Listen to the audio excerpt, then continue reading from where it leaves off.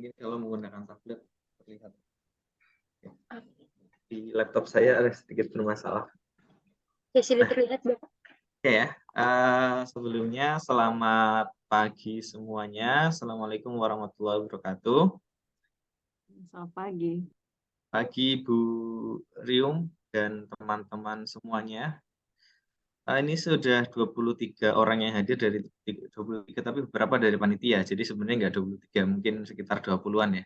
Jadi dari total karena sudah mayoritas datang, mungkin kita mulai saja ya. Sebelumnya perkenalkan terlebih dahulu, nama saya Hafid Hairul Fatah dari Universitas Diponegoro. Ini salah satu. Dulu kalau kemarin pembicara pertama Pak Susilo, nah saya itu sebenarnya muridnya Pak Susilo. Jadi sudah cuma sekarang sudah jadi dosen gitu. Jadi udah cukup, mungkin kalau dengan para Bapak Ibu dosen di sini mungkin cukup jauh, tapi kalau dengan peserta mahasiswa barangkali mungkin kita cukup dekat umurnya. Jadi semoga dengan apa ya? Ya, plusnya mungkin jadi bisa menyampaikan dengan bahasa yang mudah yang cukup ini, tapi minusnya ya mungkin tidak terlalu pandai untuk mengajarkan. Tapi saya berusaha mencoba sebaik mungkin untuk menyampaikan materi hari ini. Oke, sebelumnya saya mencoba share screen terlebih dahulu.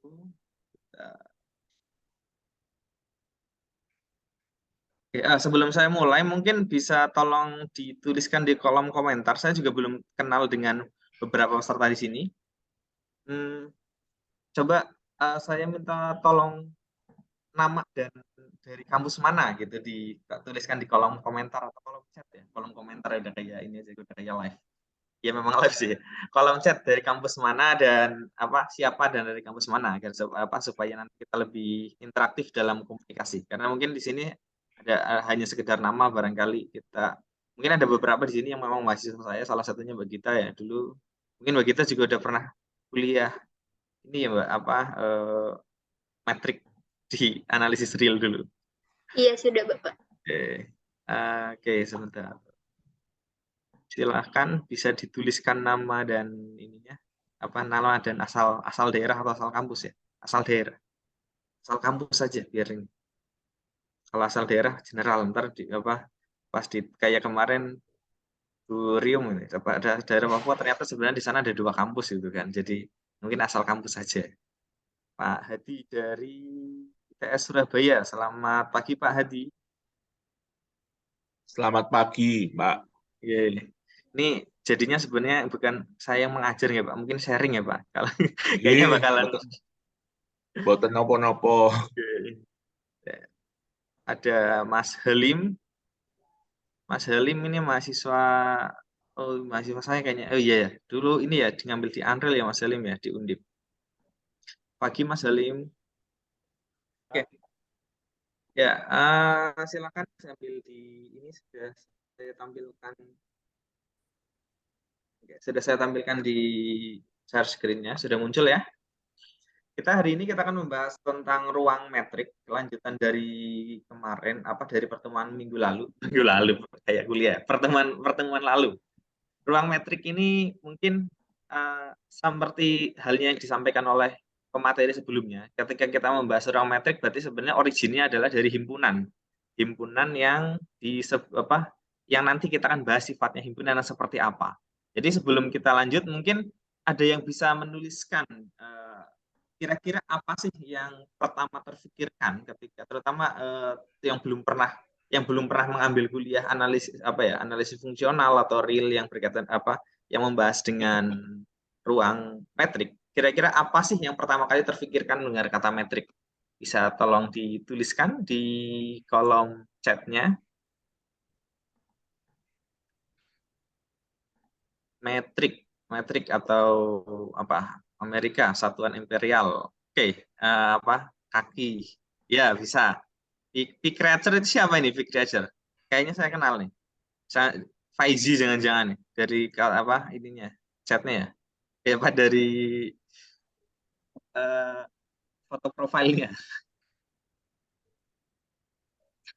Kemudian ada yang lain.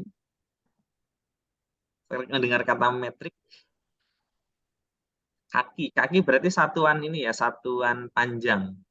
Nah, kan benar. Ukuran, oke. Oke, kita mungkin dari dua ini kita lanjutkan. Jadi ketika kata metrik mungkin bisa salah satunya adalah ukuran. Jadi kita membahas ruang metrik itu adalah himpunan yang disertai dengan istilahnya ya, fungsi jarak. Jadi metrik kan panjang ya, jarak. Jadi materi hari ini kita akan membahas tentang metrik, kemudian metrik di Rn dan di sebenarnya ada satu lagi ya, selain di fungsi kontinu AB juga ada di himpunan barisan yang konvergen dan sebenarnya banyak. Yang penting asal kita mempunyai himpunan dan kita bisa terapkan fungsi jarak di situ dan memenuhi beberapa sifat-sifat yang nanti akan kita bahas, maka kita sebut sebagai ruang metrik. Kemudian bahas ketiga subruang metrik dan terakhir mungkin kayak intermezzo saja lingkaran di ruang metrik di R2. Kita mulai terlebih dahulu. Misalkan kita memiliki dua titik A dan B pada jarak dari A dan B dua titik. Biasanya kita tuliskan sebagai panjang garis yang ditarik dari dua titik tersebut. Jadi istilahnya itu kalau misalkan kita punya kita punya titik di sini, misalkan yang ini yang biru, kemudian misalkan di sini A gitu ya. Ini A, misalkan di sini B gitu. Maka biasanya sederhananya dulu kalau kita belajar geometri ya, kita tarik garis lurus dari A ke B, lalu cari panjangnya. Tapi apakah metrik harus seperti itu atau hanya seperti jarak harus seperti itu atau hanya seperti itu? Ternyata sepengetahuan saya atau sampai saya sejauh ini saya belajar ada lebih dari itu. Kita lanjutkan. Oke. Sebagai contoh, misalkan pada gambar sebelah kiri, misalkan kita punya titik A di mungkin koordinatnya ini sekitar berapa? 50, 51, mungkin sekitar 70 ya, koordinat 70, berapa nih? 30, 40. Intinya titik A di sini. Kemudian kita mencari jarak dari titik A ke B di sebelah gambar yang sebelah kiri. Dari titik A ke B, jarak kita bisa mengatakan bahwa jaraknya adalah panjang garis hijau yang ditarik dari A ke B. Nah, kemudian tapi ternyata bagaimana kalau misalkan kita nggak bisa memotong, anggaplah ini sebuah kota ya, di sini ada gedung-gedung gitu. Nah, ternyata kalau misalkan kita menggunakan mobil, kita tidak bisa melakukan seperti ini karena kan kita ini menabrak gedung ya. Berarti ini kan hanya misalkan mungkin bisa terjadi ketika menggunakan pesawat dari titik A ke titik B, kita bisa terbang bisa langsung. Oh iya, jaraknya langsung berapa jarak terbang pesawatnya dari A ke B. Tetapi kalau misalkan kita menggunakan mobil seperti ini, contoh di gambar yang tengah, maka untuk menghitung jarak dari A ke B tentunya kita harus melewati setiap setiap gridnya. Jadi kita untuk melangkah sampai ke misalkan ke sini, kita harus melangkah sejauh satu langkah dan dua langkah untuk sampai ke sini. Dan untuk sampai ke sini kita mengharuskan sampai di 1, 2, 3, 4, 5. Jadi ketika menggunakan pesawat atau apalah yang bisa terbang menggunakan drone atau apa, kita bisa mengatakan bahwa jarak A dari B ya udah tarik garis lurus. Mungkin kita kenal dengan rumus Pitagoras ya. Berarti ini berapa panjangnya kira-kira? 1, 2, 3, 1, 2. Berarti 4 ditambah 9. Berarti akar 13 kira-kira. Tetapi ketika menggunakan mobil atau kendaraan darat gitu misalkan, berarti jaraknya adalah 1, 2, 3, 4, 5. 5 langkah atau ya anggaplah misalkan satu ininya mungkin 10 meter gitu misalkan, berarti kita butuh 50 meter. Nah, jenis ketiga mungkin bagi para pemain catur, saya bukan pemain catur, cuma mungkin saya ngasih contoh yang saya berusaha sekontekstual mungkin dalam membahas ini. Jadi kalau di catur kingnya itu dia bisa melangkah kemana saja gitu kan. Jadi dia baik ke sini maupun ke sini, ke kanan akan ke sini maupun ke sini atau ke sini atau ke sini atau ke sini dan semua si king ini si raja ini hanya bisa cukup melakukan dengan langkah satu saja. Berarti kita bisa mengatakan bahwa jarak dari secara diagonal maupun secara vertikal atau horizontal ya jaraknya satu. Nah, kalau di dalam matematika contoh-contoh seperti ini kita disebut sebagai jarak Euclidean atau L2 biasanya kalau di ini. Kemudian taxi cab Manhattan atau yang tergantung ini biasanya sering disebut Manhattan karena ini dulu taxi cab karena itu problem taksi mengantar di dalam kota, dan kemudian yang terakhir yang sebelah kiri disebut sebagai jarak Chebyshev. Nah, sampai di sini mungkin ada yang ingin ditanyakan terlebih dahulu. Kalau ada yang masih dibingungkan, sepertinya tidak ada ya. Oke, kita lanjutkan. Lalu dari ketiganya ini, apa sih karakteristik atau hal-hal yang sama sebenarnya gitu? Kalau untuk mengatakan, berarti kan pertama, jarak itu sifatnya adalah bernilai positif ya. Jadi dari A ke B di sini maupun di sini maupun ketiga, meskipun nilainya berbeda ya. Pada saat A tadi akar 13, pada saat B tadi berapa ini? 1, 2, 3, 4, 5. Pada saat di tengah ini nilainya misalkan anggaplah gridnya sama, berarti kan dari sini ke sini 1, ke sini itu 1, ke sini itu 1. Berarti nyampe sini dia hanya 2. Berarti pada saat Chebyshev di sini dia hanya cukup melangkah 2 kali. Berarti kan 1 terus 2. Nah, kemudian kemiripan atau karakteristik hal yang sama dari ketiga contoh ini adalah pertama tadi adalah kepositifan. Jadi jarak yang kita contoh dari ketiganya adalah pertama adalah bernilai positif. Jadi kita mempunyai sifat yang sama, pertama ketiganya bersifat positif, berarti jarak dari A ke B maupun jarak A ke B itu pasti selalu positif. Atau mungkin 0. Contohnya apa? Ya jarak dari A ke A itu sendiri kan 0 ya. Jarak dari posisi kita ke diri kita sendiri ya 0. Misalnya dari Jakarta ke Jakarta. Ya, mungkin kalau Jakartanya kita dianggap sebagai sebuah titik bisa, tapi kalau misalkan tidak Pak, Jakartanya Jakarta Timur ke Jakarta Barat, mungkin itu berbeda. Tapi anggaplah misalkan kita punya suatu titik, berarti jarak ke titik itu sendiri adalah 0. Berarti kita mempunyai satu karakteristik yang sama, semuanya bernilai positif.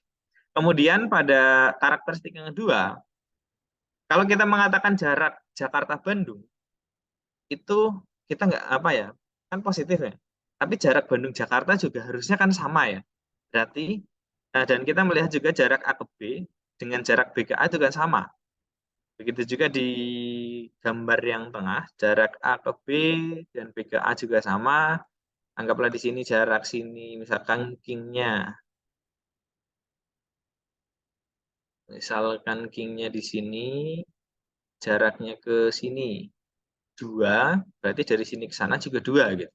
Berarti kita punya sifat kedua, yaitu jarak dari kedua jarak dari A ke B untuk sembarang A ke B, untuk sembarang A dan B itu akan sama dengan jarak B ke A.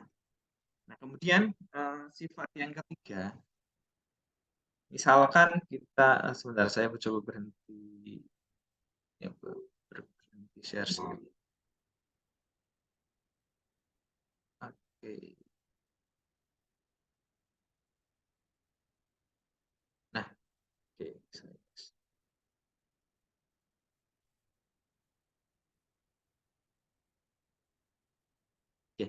Kemudian misalkan seperti ini, saya mempunyai 2 titik A dan B. Ini saya sudah gunakan fungsi jarak. Jadi dari A ke B itu berapa jaraknya di sini langsung muncul ya.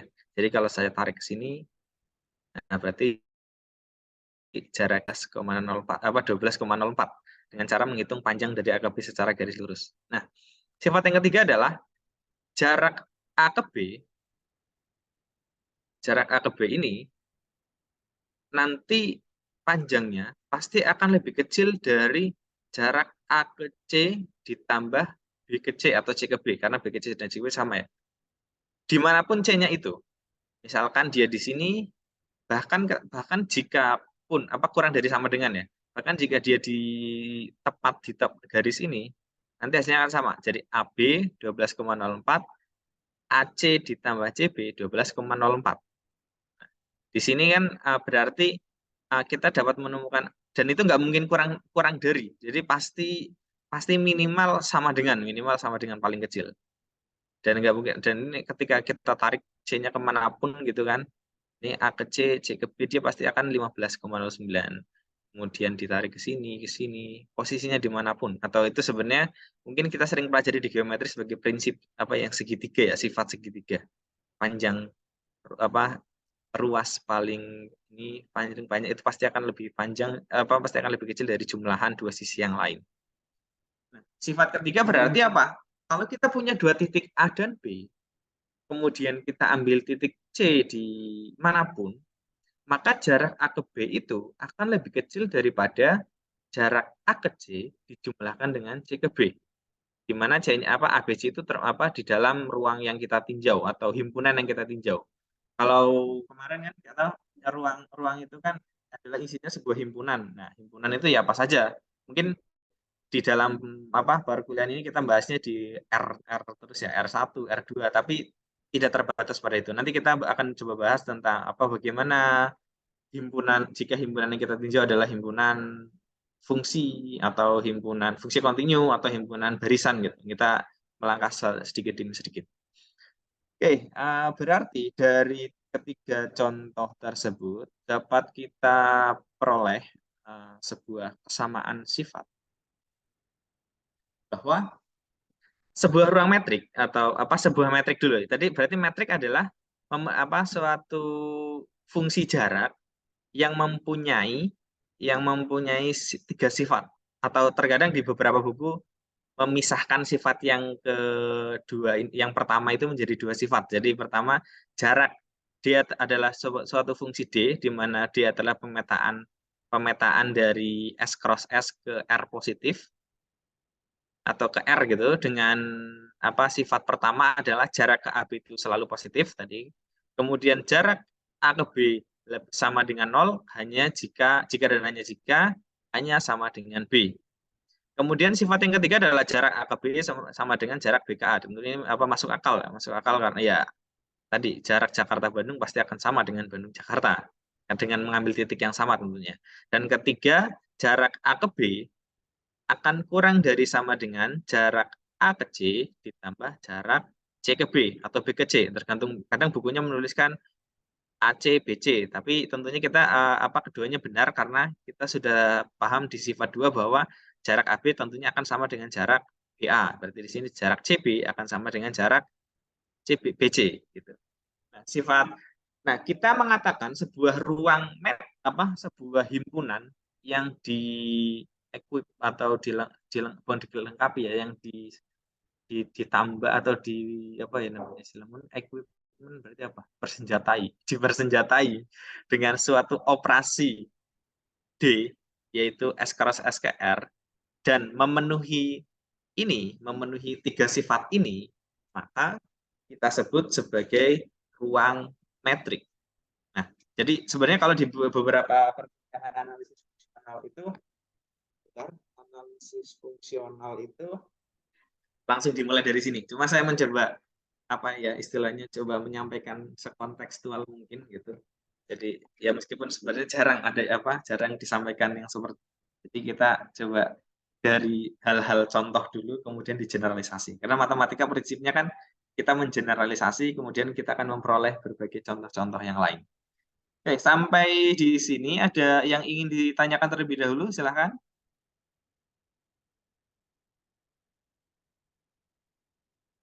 Atau ada yang didiskusikan? Ini sifatnya sharing ya, jadi mungkin jika ada yang salah gitu bisa tolong ini ya, dikoreksi.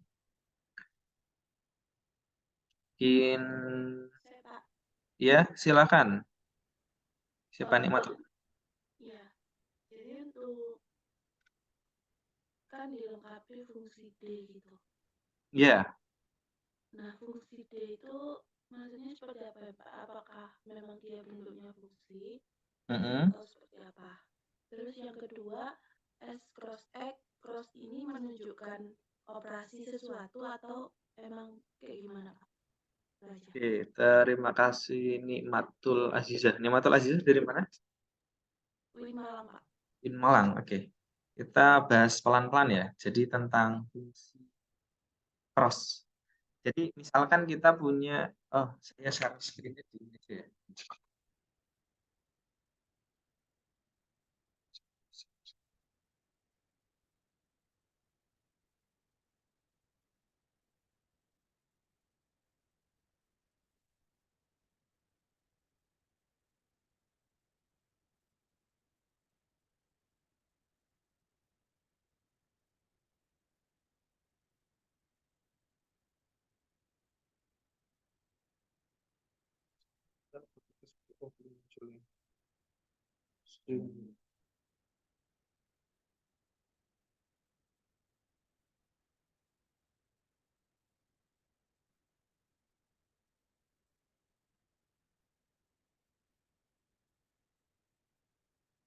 Oke. Kita tadi sebuah ruang metrik yang dari ruang metrik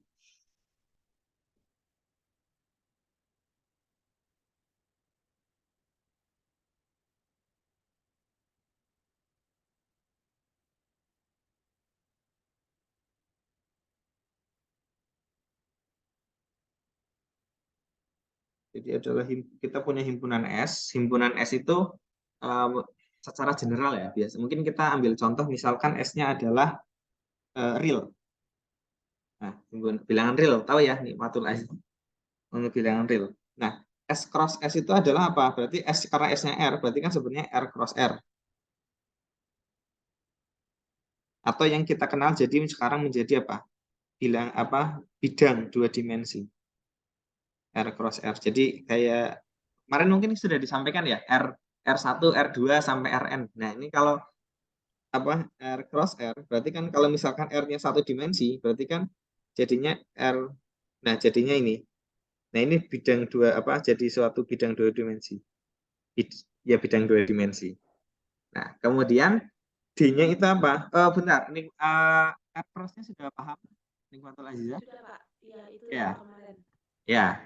Nah, kemudian didefinisikan jadi kan ini jadi sebuah fungsi himpunan baru ya. Kalau R itu berarti kan himpunan bilangan real. Isinya ya 0, 1, setengah, akar 2 dan seterusnya. Ada tak hingga. Nanti kalau berarti kalau bilangan real ada namanya alef ya, alef 0 ya. Ukurannya ada ukuran sangat besar. Nah, kalau kita punya R cross R, berarti kan sekarang kita punya himpunannya adalah 0,0 misalkan 1,1 dan seterusnya ada sangat banyak. Yang R-nya saja sudah tak hingga, apalagi R cross R-nya. Tak hingga kuadrat. Enggak, tetap tak hingga juga ya. Nah,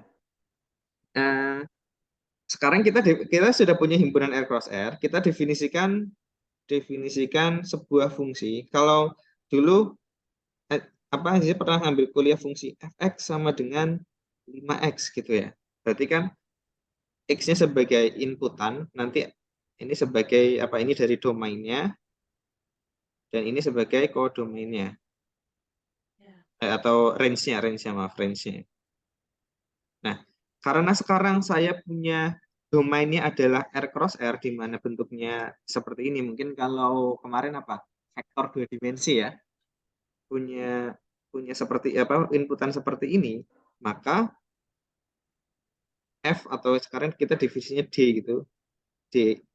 Di inputannya juga seperti ini, dua angka kalau istilahnya, kalau sederhananya kalau misalnya kita domainnya adalah dua angka, anggotanya berarti inputannya dua angka, DXY.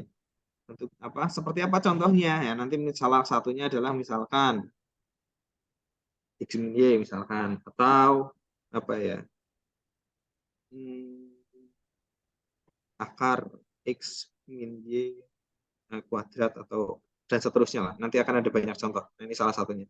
Jadi fungsi ini ada fungsi DXY itu adalah ya fungsi dua dua variabel. Kalau misalkan domainnya memang yang seperti ini.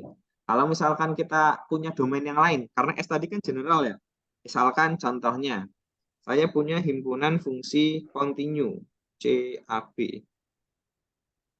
Ya, ini adalah isinya adalah fungsi-fungsi continue pada di mana X-nya adalah anggota dari A, B. Jadi kalau himpunan itu mungkin seringnya kita belajar tentang himpunan bilangan atau himpunan misalkan apa ya. Ya intinya kemarin ada yang mengatakan bahwa himpunan adalah sekumpulan objek yang mempunyai anggota dengan sifat-sifat tertentu gitu. Jadi berarti kan tidak harus bilangan ya himpunan itu. Boleh istilahnya boleh fungsi. Jadi saya punya fungsi yang banyak, saya kumpulkan jadi sebuah himpunan fungsi. Boleh saya punya barisan-barisan, saya kumpulkan jadi sebuah himpunan barisan. Nah sekarang misalkan si S-nya adalah himpunan fungsi continue. Biasanya CAB itu continuous from A dari A ke B gitu. Nah misalkan S-nya adalah fungsi continue dari A ke B. Maka jarak dari sekarang kita buat S cross S-nya adalah himpunan yang isinya adalah fungsi pasangan fungsi gitu. Fx, Gx, misalkan Hx, Sx gitu misalkan. Ya, kan? Padahal ada hingga ya. Jadi kalau kita menggunakan huruf ABC kurang karena ABC kan abjadnya cuma berapa? 28 gitu. Jadi mungkin pakai F1, G1, F2, G2 dan seterusnya gitu. S cross S ini. Nah, berarti definisi jarak di himpunan ini gimana? Definisi jaraknya. Berarti jaraknya adalah D. Misalkan saya berarti misalkan Fx gitu. Jarak Fx ke Gx. Nah, adalah supremum. Misalkan ya ini salah satu contohnya. Supremum X di dalam AB ya A kecil di mana dari Fx dikurangi Gx. Misalkan, ini salah satu contoh. Jadi tidak harus seperti ini. Nanti kita akan mencoba mencari contoh-contoh yang lain. Jadi konsepnya yang penting kita tahu, jadi tadi yang dinamakan metrik itu seperti apa? Metrik adalah sebuah fungsi S cross S, di mana syaratnya tadi, dengan syarat-syarat tadi nanti kita bisa menciptakan sebuah contoh-contoh yang lain yang mungkin yang memenuhi syarat-syarat tersebut. Jadi ketika memenuhi syarat tersebut berarti itu sebuah metrik seperti itu. Gimana Nikmatul Azizah? Ada yang masih bingung? Ya, Pak, paham, Pak. Oke, saya lanjutkan ya ke berikutnya. Oke. Nah, kembali lagi ke definisinya. Berarti sebuah ruang metrik adalah himpunan S yang dilengkapi fungsi D dari S cross S ke R sehingga berlaku tiga sifat ini. Jadi kalau kita mengatakan ruang metrik, berarti penulisannya adalah kita menuliskannya adalah himpunannya. Himpunannya apa? Misalkan R, kemudian operasinya, misalkan operasinya adalah D. Nah, ini baru kita sebut sebagai ruang metrik. Kalau kita hanya mengatakan D, X, Y sama dengan misalkan contohnya tadi X min Y, maka ini adalah sebuah fungsi atau fungsi jarak. Fungsi jarak. Kita belum bisa mengatakan, atau fungsi saja sih, bukan fungsi jarak, baru sebagai fungsi. Karena kita belum bisa mengatakan dia metrik atau bukan. Untuk mengatakan dia metrik, kita harus buktikan ketiga sifat ini. Jadi kalau kita punya DXY-nya memenuhi atau DAB atau apapun ya nanti memenuhi ketiga sifat ini, maka fungsi D-nya ini adalah merupakan fungsi jarak. Dan jika dia diequipkan ke suatu himpunan dan berlaku seperti ini semua, maka disebut sebagai ruang metrik. Oke. Kita masuk ke contoh.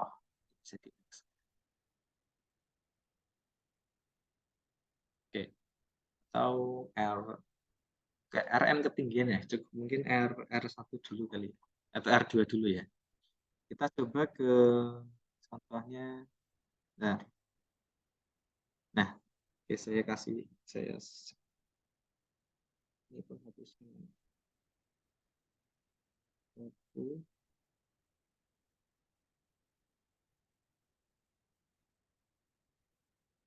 Oke. Contohnya sekarang, misalkan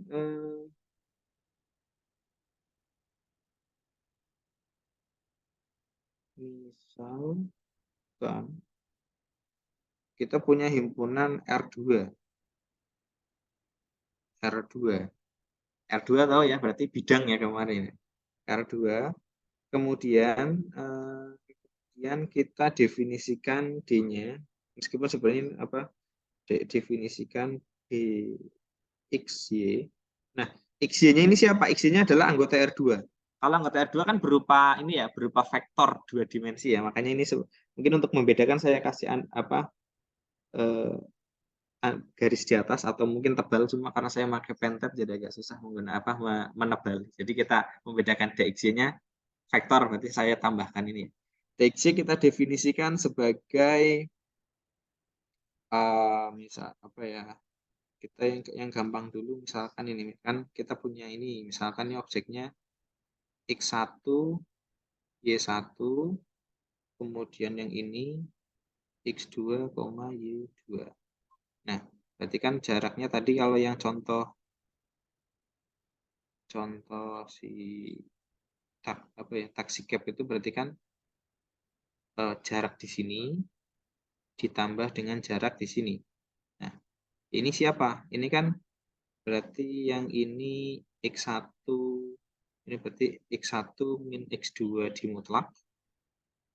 Kemudian yang ini X1 Y1 min Y2 di mutlak.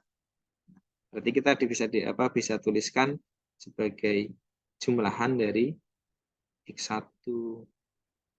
min X2 ditambah Y1 min Y2. Nah, ini operasinya atau fungsinya. Nah, kita akan mencoba membuktikan apakah si M2 yang dilengkapi dengan fungsi D yang kita definisikan tadi di atas ini adalah ruang metrik. Apakah dia ruang metrik? Soalnya tadi sesuai dengan definisinya warnanya kuning ya, kurang jelas. Dari sini hitam. Ini saya hapuskan dulu.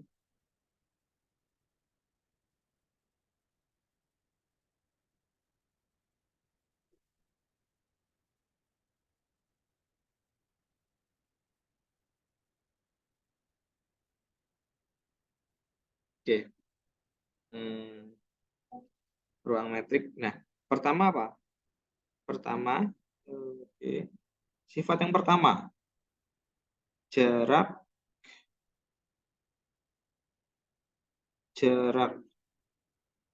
X, Y harus lebih besar sama dengan 0.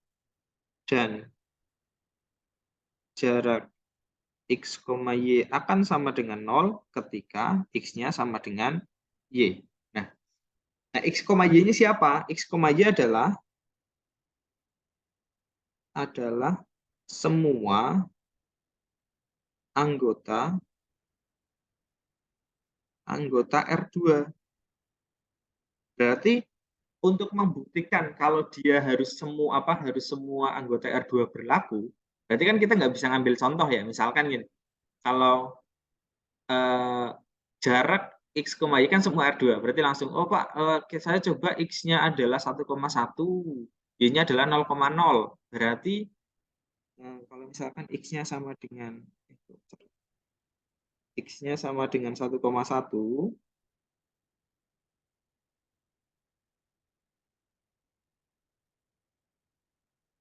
ini sama dengan 1,1, kemudian Y-nya sama dengan misalkan 0,0, berarti jarak DX-nya adalah 10 ditambah 10 di mutlak. Berarti 1 ditambah 1, 2. Jaraknya 2, Pak. Gitu. Berarti karena 2 positif, berarti udah selesai Pak, benar ya? Jadi tidak bisa seperti itu. Karena kata di sini, di sifat yang pertama mengatakan bahwa, oh ini kok.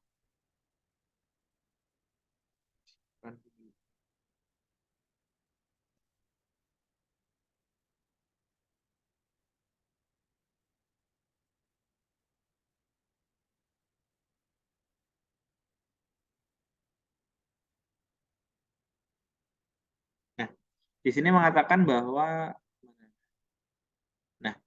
di sini mengatakan bahwa jarak AB lebih besar dari 0 untuk setiap AB, Jadi semua anggota AB apapun contohnya, semua bilangan yang ada di R di S ini harus berlaku. Jadi kita kalau menunjukkan hanya sebuah satu contoh saja, maka dia tidak bisa jadikan hasil bukti atau tidak bisa menjadikan klaim. Kalau kita mengatakan contohnya gini, mengatakan semua mahasiswa di Indonesia IPK-nya 4. Nah, terus nanti kita ngasih contoh, misalkan contoh Mbak Nikmatul Azizah IPK-nya 4. Nah, berarti langsung selesai. Kan tidak bisa membuktikan seperti itu. Jadi kita membuktikan berarti kita harus ambil ambil secara random siapapun. Kita ketika ketemu di jalan, ketemu orang, mahasiswa bukan, dia mahasiswa, tanya IPK-nya. Oh, pasti 4. Dan itu kita harus tanya semuanya. Pun kita tidak bisa mengambil sampel saja di dalam kalau dalam pembuktian itu kita harus benar-benar ditanya harus benar-benar setiap objeknya itu harus terbukti benar. Jadi caranya gimana? Berarti kalau seperti itu untuk mengambil untuk membuktikan semuanya harus berlaku, kalau kita coba satu persatu tentunya banyak banget ya. Apalagi kalau R2 tadi kita sebut hingga kalau kita satu persatu nggak akan selesai. Maka kita dengan caranya gini. Berarti caranya gimana? Kita ambil sembarang X, Y. Nah, mungkin sering di ini ya. Sering kalau yang belajar analisis sering muncul ambil sembarang gitu. Mungkin ada kalau ada yang masih belum paham. Ambil sembarang itu maksudnya apa ya? Oke.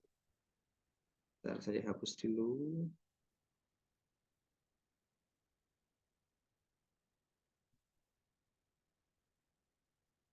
Ini saya hapus.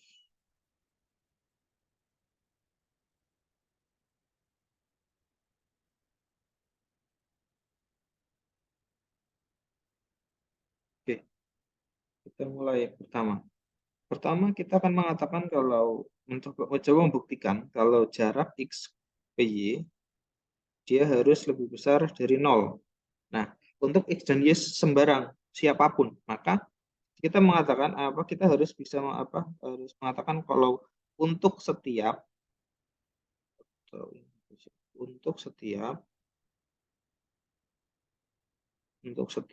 X, Y anggota dari R2 maka jaraknya adalah X, Y sama dengan siapa? X itu kan apa tadi isinya? X adalah isinya X1, Y1, X1, Y1. X1, ya. Kemudian jangan X1, X2 aja karena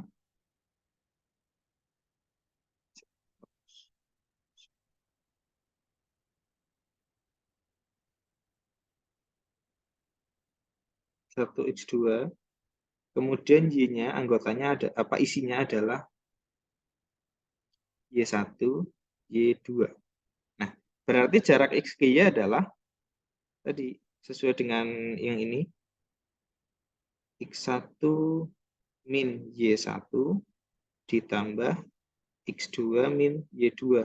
Lalu X1 Y2 ini siapa? Ya, menyesuaikan dengan X bar dan Y bar yang kita ambil gitu. Jadi kalau kita ambil X-nya sama dengan 1,1 ya berarti X1-nya 1, X2-nya 1. Kalau Y bar-nya 2,2 ya berarti Y1-nya 2, Y2-nya 2 dan seterusnya. Pokoknya menyesuaikan dengan X bar dan Y bar. Tapi untuk X bar dan Y bar siapapun yang kita ambil, kita menemukan sebuah fakta bahwa lihat di sini adalah ada nilai mutlak, berarti dia kan positif ya. Dan ini adalah dia juga positif juga karena dia nilai mutlak. Dan keduanya ketika dijumlahkan maka dia akan bernilai positif. Nah, jadi X bar Y bar siapapun, kalau kita ambil atau kita ambil dari R2, kita ambil sembarang, pokoknya kita punya R2, anggaplah wadah R2, kita ambil, kemudian kita masukkan ke fungsi jarak kita, mau siapapun pasti selalu positif. Nah, dari sini berarti kita dapatkan sebuah fungsi sifat pertama bahwa X bar Y bar itu selalu positif.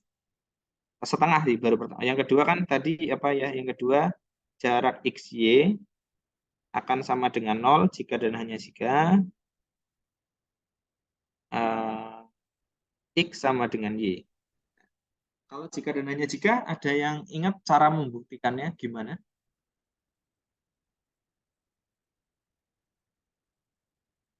Mas Halim?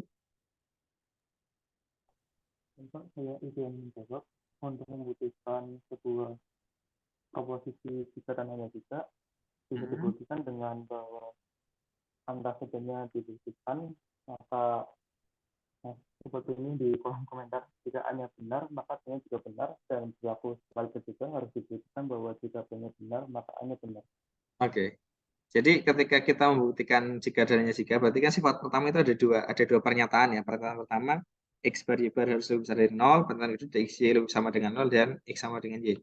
Nah, yang pernyataan kedua itu dia menggunakan jika dan hanya jika. Sebenarnya gak cukup ini ya, kalau ketika kita ketemu pernyataan jika hanya jika, kita harus membuktikan dua arah. Pertama, tadi terima kasih Mas Halim ya, tadi dua arah. Pertama kita harus buktikan DXY sama dengan 0, maka X sama dengan Y. Dan kemudian ketika X sama dengan Y, maka DXY akan sama dengan 0. Ini X bar Y bar.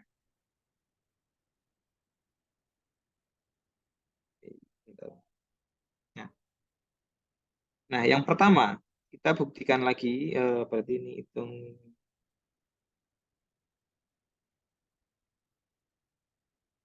Ini saya kasih nama A, ini B. Yang pertama, DXY bar sama dengan 0. Berarti diketahui DX bar Y bar sama dengan 0. Nah, tadi DX bar Y bar itu siapa?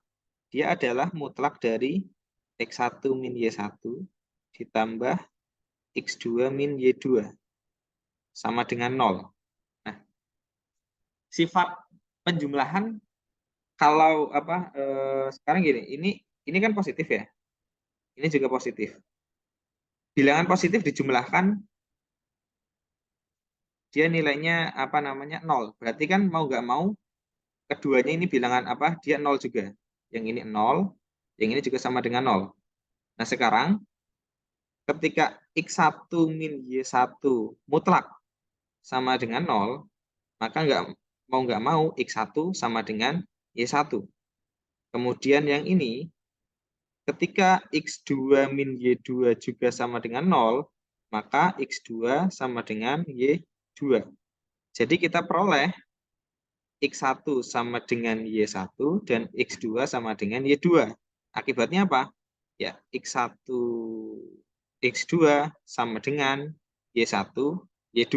Atau bisa kita tuliskan X bar sama dengan Y bar. Jadi kita dapat kesimpulan bahwa kita punya X bar sama dengan Y bar. Nah, kemudian ya, ini kita simpan dulu. Nah, kemudian yang C. Yang C adalah bukan C, ini masih yang B, baru satu arah. Sekarang kita punya X bar sama dengan Y bar. Kita akan buktikan kalau jarak XY akan sama dengan 0. Diketahui X sama dengan Y, maka jarak XY-nya adalah siapa? Mutlak dari, tadi kan caranya berarti X1 dikurangi Y1 ditambah X2 dikurangi Y2. Nah, tapi faktanya apa? Kita punya X bar sama dengan Y bar. Berarti artinya apa? X1 sama dengan Y1, X2 sama dengan Y2. Karena sama dengan berarti dia sama dengan 0 ditambah 0. Sama dengan 0. Berarti terbukti bahwa ketika X bar sama dengan Y bar, maka DX bar, Y bar sama dengan 0. Nah, kita baru membuktikan satu sifat pertama. Sifat kedua adalah, sebelum saya lanjutkan, ada yang ingin ditanyakan? Abdil, silakan. Christian. Selamat pagi Pak David. Ya. Kenalkan untuk Bapak Ibu dan teman-teman semua, saya Christian dari Matematika Undip.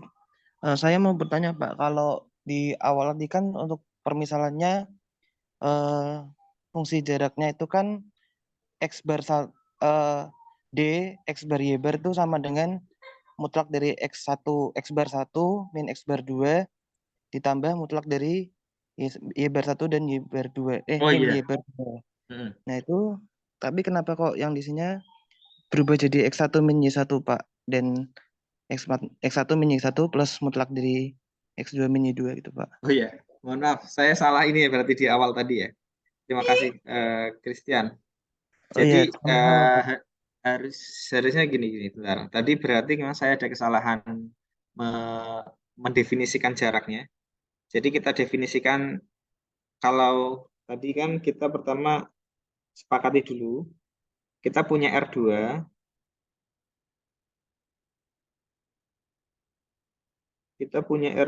sama dengan X1 X1 X2 gitu aja ya. Jadi satu huruf aja dan indeksnya angka gitu. Nanti kalau kita punya jarak X, Y sama dengan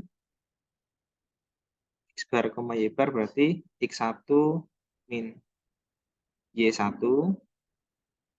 ditambah X2 min Y2, gitu saja ya. Jadi yang awal kita ini lagi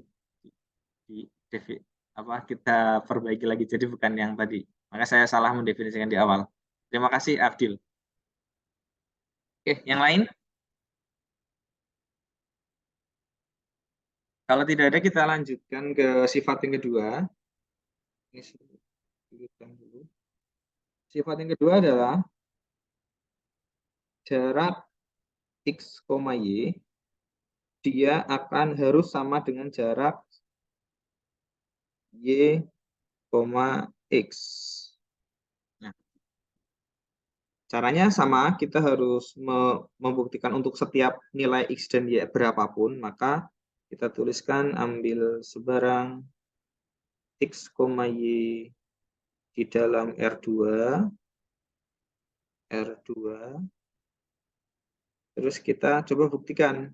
Pertama, jarak X bar, Y bar adalah apa tadi? X1 min Y1, maaf, bagus.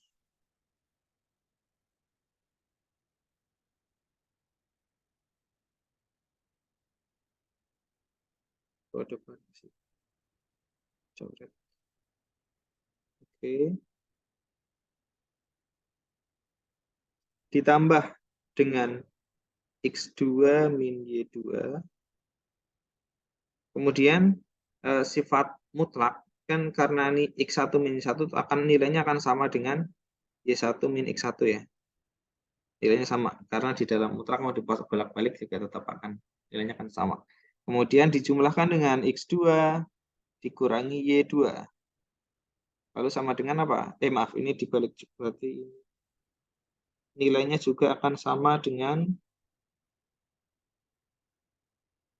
Y2 min X2. Ini siapa? Ini adalah jarak dari Y bar ke X bar. Nah, berarti kita dapat kesimpulan bahwa jarak XY akan sama dengan jarak YX. Oke, untuk sifat kedua ini ada pertanyaan dulu.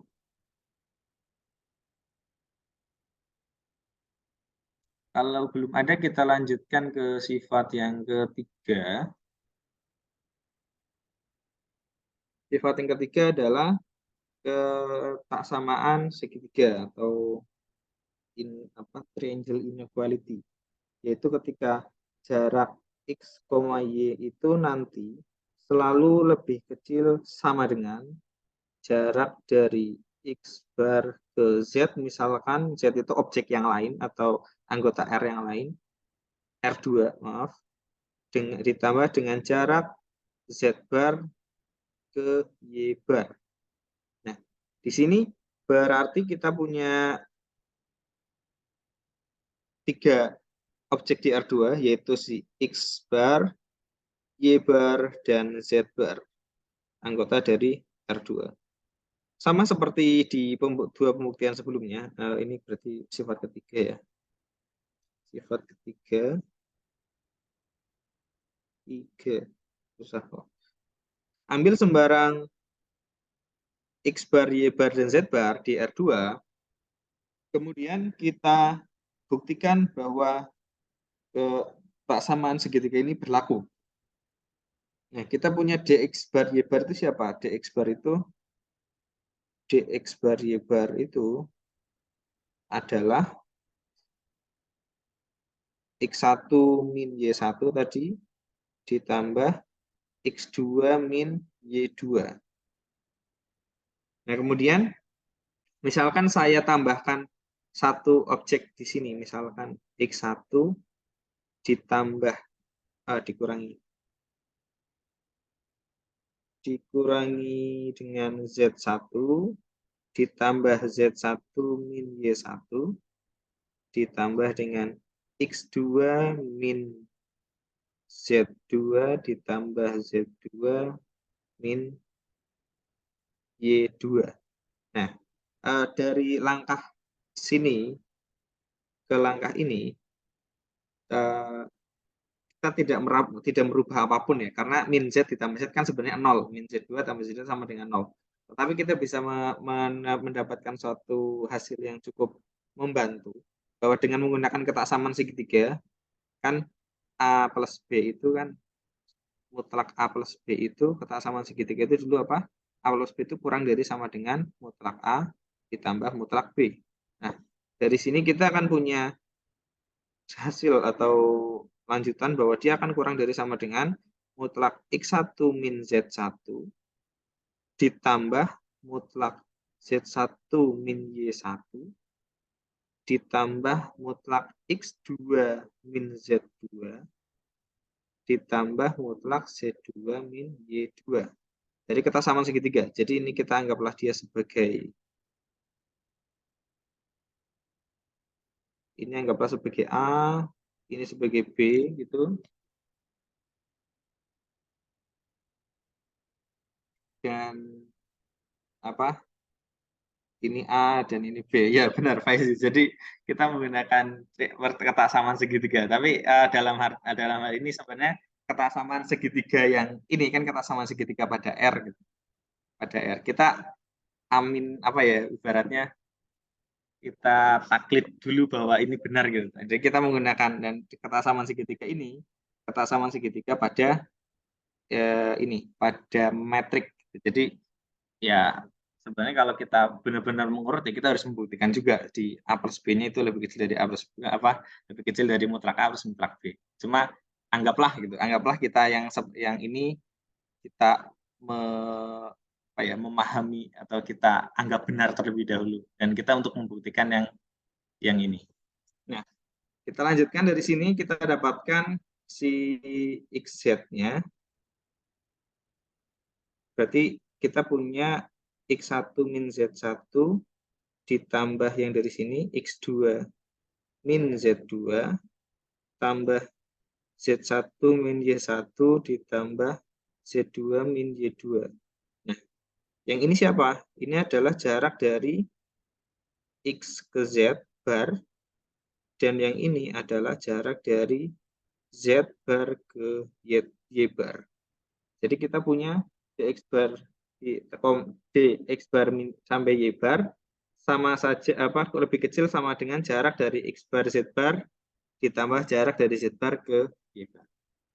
Oke, berarti dari ketiga pembuktian ini, berarti kita bisa mengatakan bahwa jarak yang kita definisikan tadi, yaitu si D X bar Y bar sama dengan mutlak X1 min Y1 ditambah X2 min Y2 adalah apa? Pada maaf, bukan pada ya. Istilahnya itu si R2 yang dilengkapi dengan D di atas merupakan ruang metrik. Oke. Ini waktunya berapa menit ya? 10 jam. Oke, ada yang ingin ditanyakan terlebih dahulu?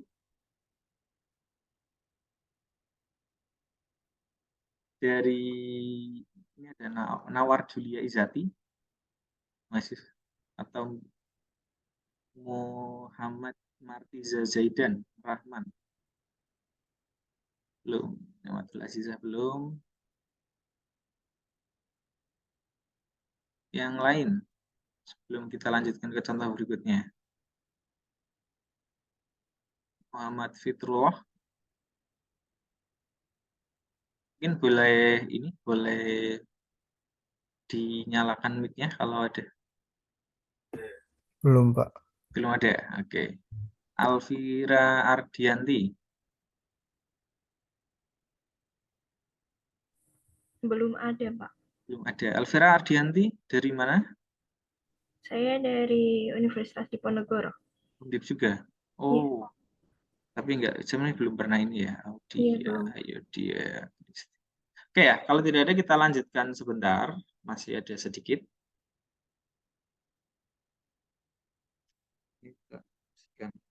Nah, dari contoh tadi kita bisa generalisasi. Jadi matematika kalau sudah ketemu satu, kita generalisasi, nanti kita akan menemukan yang lain gitu. Tadi kita sudah menemukan satu bahwa di R2 dengan matrik L1 kita bisa menemukan sebuah metrik. Oh, jangan-jangan di R3, R4 dan seterusnya merupakan metrik juga gitu. Nah, sekarang kita bisa mungkin kita bisa mendefinisikan, misalkan kita punya ruang dimensi n atau kita sebut Rn apa real, tidak harus real ya, bisa kompleks juga, misalkan Cn atau apa namanya ke apa himpunan lain nanti, maka mungkin kita juga bisa mendefinisikan di situ gitu. Jangan-jangan bisa gitu sepertinya. Kita punya Rn seperti ini, X1, X2 sampai Xn. Nah, mungkin kita bisa definisikan nih L1 seperti yang tadi. Nah, misalkan DX-nya itu adalah X1 min Y1 ditambah X2 min Y2 tambah dan seterusnya, akan ada N ya. Xn min Yn. Nah, kemudian atau misalkan kalau tadi L1 seperti L1 itu apa? L1 itu taxi cab itu ya. Yang L2 itu Euclidean, bahwa Rn kita juga bisa mendefinisikan L2, misalkan X1 min Y1 kuadrat tambah X2 min Y2 kuadrat dan seterusnya Xn min Yn.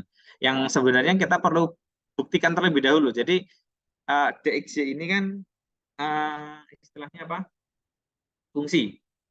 Kalau kita mau mengatakan fungsi ini adalah sebuah metrik, kita harus membuktikan kalau dia memenuhi ketiga syarat itu. Maka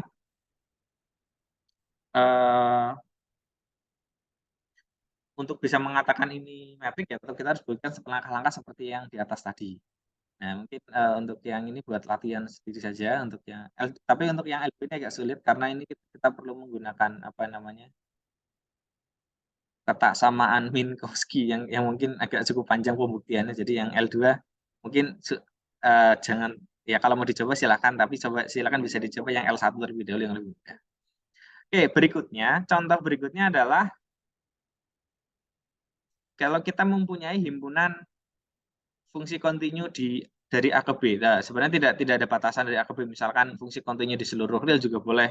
Misalnya kita punya suatu fungsi-fungsi kontinu di himpun seluruh real, kita kumpulkan jadi satu semuanya, itu sebagai sebuah himpunan gitu. Nah, kemudian kita definisikan sebuah jarak di situ. Jadi jarak antar fungsi istilahnya. Jadi kalau misalnya kalian ada pernah membuka aplikasi untuk kalian tuliskan fungsi, misalkan fx sama dengan x kuadrat, nah, kemudian fx sama dengan x kuadrat plus 1, dan nah, misalkan, nah nanti kita hitung jaraknya dari x kuadrat ke x kuadrat plus 1 itu berapa gitu.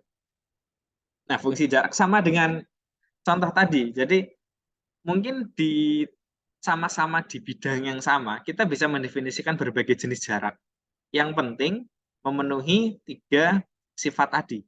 Nah, sama halnya di sini. Kalau kita mempunyai himpunan fungsi-fungsi, dalam hal ini saya berikan contohnya hanya fungsi kontinu dari interval A ke B, maka jarak dari kedua fungsi itu kita juga bisa mendefinisikan berbagai macam. Nah, salah satunya yang mungkin cukup sering bisa kita temukan di buku-buku atau di internet itu adalah 3 contoh berikut. Jarak fx ke gx sebagai supremum dari x ke supremum dari fx ke gx fx min gx dimutlakan, di mana x-nya adalah anggota dari A ke B, atau fx kurangi gx dikuadratkan kemudian diintegralkan lalu diakar gitu. Atau kemudian fx min gx cukup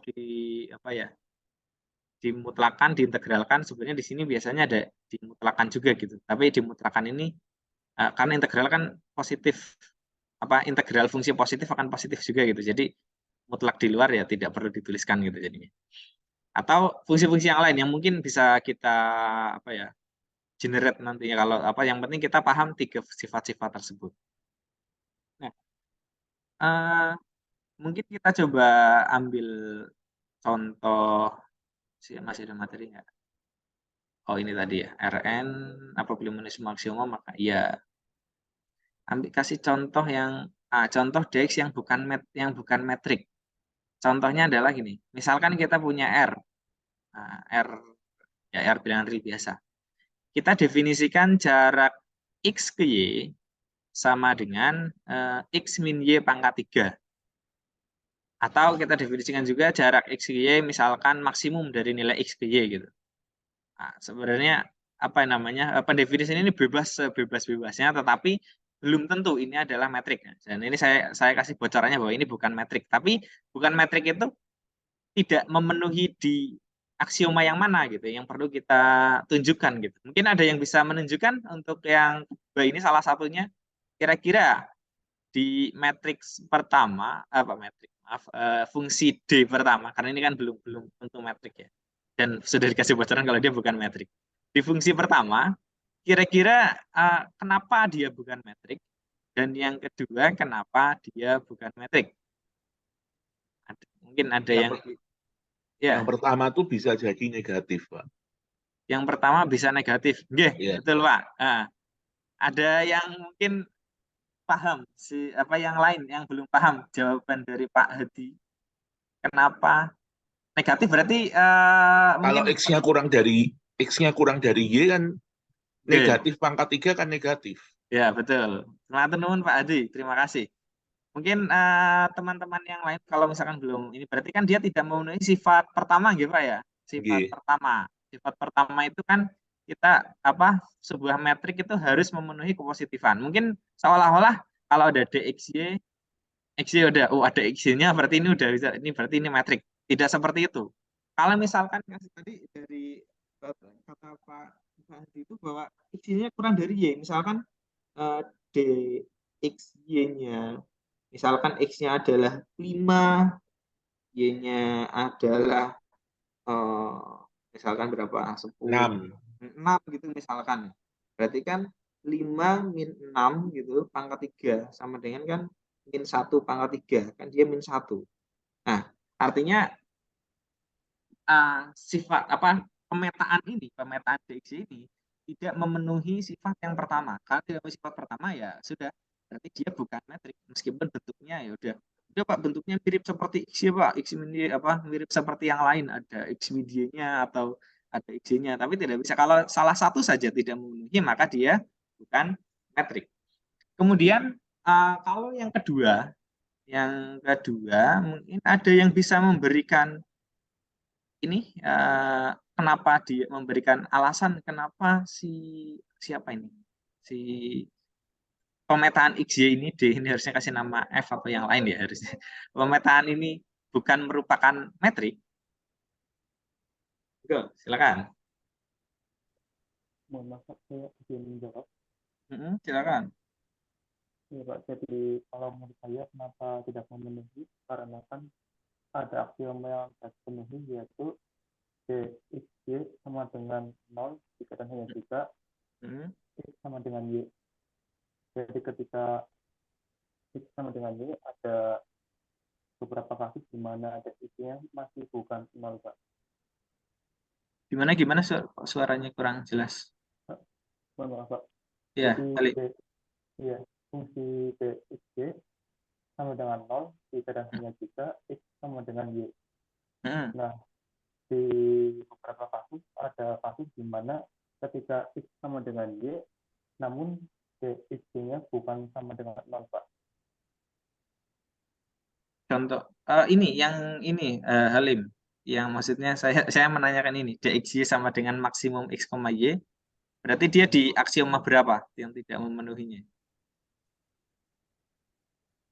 Aksioma 1 kalau nggak salah, Pak. 1. Maaf, bisa saya bantu Pak itu Bapak biar ngejelasin hal ini Oke. yang lebih jelas soalnya gitu lah. Oke, suaranya. Terima kasih. Iya, Faizi, silakan.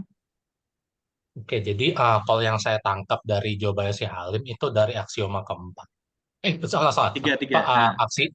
Aksioma pertama yang kepositifan yang Oke. nilainya lebih atau sama dengan 0. Jadi sebagai contoh, kalau misalnya diambil X-nya 0 dan Y-nya min 2, berarti kan jaraknya itu kan 0 tuh. Tapi 0 sama min 2 enggak sama titiknya. Oke. Terus berarti 1 tidak memenuhi ya? 2 memenuhi? Enggak, kita melihat ke ini saja. Jadi kita tidak menghubungkan saling antar aksioma itu. Jadi di aksioma 1 kan kita DXY itu sama dengan 0 jika. Oh iya benar. Oke, terima kasih Faizi. Saya kurang konsentrasi. Nilainya kan 0 jika dan hanya jika titiknya sama. Ya, berarti tidak memenuhi ya. Nah, kemudian ada lagi mungkin alasan yang lain? Ya, itu bisa jadi negatif juga, Pak. Negatif juga, ya betul. Ya, Ketika kalau X-nya min 5, Y-nya min 4 kan min 4 jaraknya. Min 4, ya betul. Jadi jarak X-nya juga bisa negatif. Mungkin kalau kita gimana kalau kita lengkapi dengan mutlak ya? Mungkin nanti akan berbeda lain hal, tapi mungkin kita tetap harus membuktikan bahwa ketiga sifatnya atau keempat. Jadi beberapa buku menuliskan 4, beberapa buku juga menuliskan 3, tapi kontennya sebenarnya sama. Jadi biasanya di aksioma 1 biasanya dipecah jadi 2 aksioma, tapi di baik semua intinya sama bahwa harus memenuhi semua itu. Dan tadi di yang kedua itu malah hampir tidak memenuhi semua ya. Di nomor 1 tidak memenuhi, di nomor 2 juga tidak memenuhi, di yang nomor 3 sepertinya juga tidak memenuhi. Di nomor 3 itu maksimum, misalkan kita ambil jarak 1 di 3 memenuhi tidak ya? 1, 0, 1 ke 0 misalkan, berarti kan dia 1. Apakah dia akan lebih kecil dari, mungkin bisa memenuhi sih. Cuma tidak terlalu ini ya, yang penting salah satu tidak memenuhi berarti sudah cukup untuk mengatakan bahwa dia bukan metrik. Oke, dari Faizi lebih mudah membuktikan semua aksiomanya atau mencari contoh penyangkal agar tidak perlu membuktikan. Sebenarnya ketika kita sudah tahu kalau ya sebenarnya lebih mudah untuk mencari contoh penyangkal daripada membuktikan semua aksioma sih. Jadi ketika kita memberikan satu contoh penyangkal dan selesai, maka kan kita tidak perlu membuktikan yang lain. Ya, itu hanya menambah pekerjaan saja, guys. Ya meskipun tidak masalah ya silahkan, karena kan itu kebebasan kalian untuk mencoba-coba. Tapi ketika prinsipnya ketika salah satu aksiomanya saja tidak terpenuhi, jadi dari ketiga aksioma tadi 1, 2, 3 salah satunya saja tidak terpenuhi, maka dia juga bukan ruang metrik, 1 saja cukup. Nah tadi malah 2 ya, yang kedua di 1 tidak memenuhi pun tidak memenuhi. Oke, berikutnya dikit lagi ya. Dari tadi dikit lagi terus. Oh ini Minkowski ya. Ini untuk membuktikan yang Euclidean Rn, cuma saya tidak akan membahas. agak cukup panjang. Nah, contoh berikutnya ada yang namanya metrik diskrit.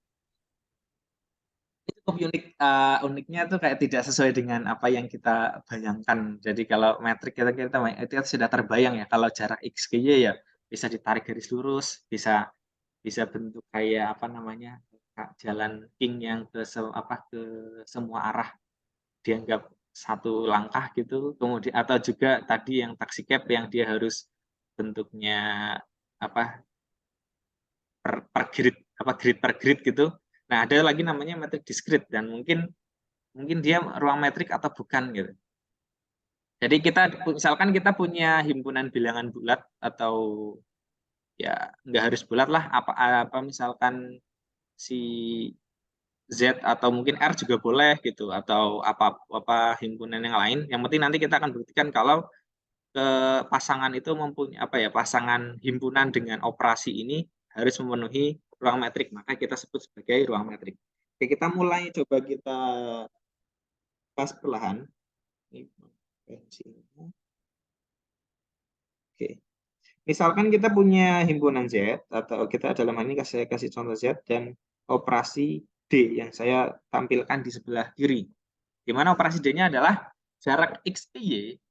Jarak X ke Y-nya adalah nilainya 1 ketika X tidak sama dengan Y. Dan jarak X ke Y nilainya 0 ketika X sama dengan Y. Jadi istilahnya jarak saya dengan jarak saya dengan kalian semua para peserta di sini ya 1 gitu. Karena tidak sama, tapi jarak saya dengan diri saya sendiri ya 0.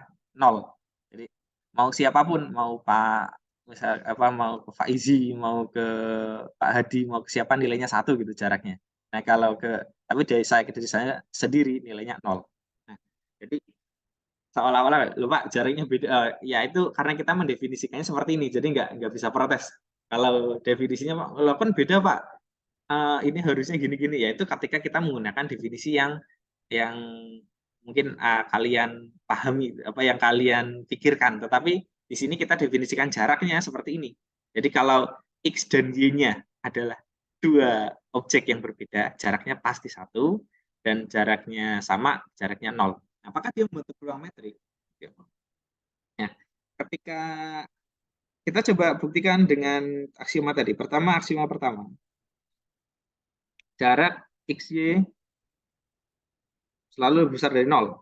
Ya, udah kelihatan ya. Nilainya karena udah antara 0 dan 1 pasti lebih dari 0 ya. Tidak perlu kita ambil ya mungkin kalau pada saat mengerjakan soal ya ambil sembarang X, Y gitu. Ambil sembarang X, Y anggota Z gitu. DXY sama dengan berarti kan ada 2 kemungkinan nih, 0 ketika ini dan 1 ketika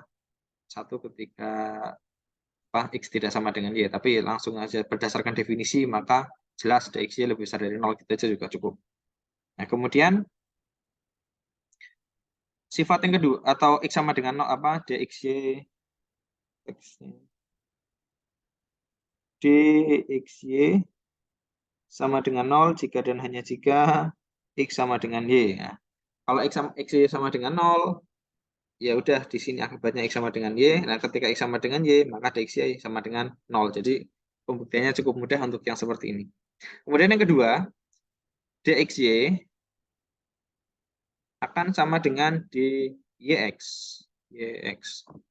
Ya, karena misalkan anggaplah XY-nya sama gitu. Berarti kayak kasus 1.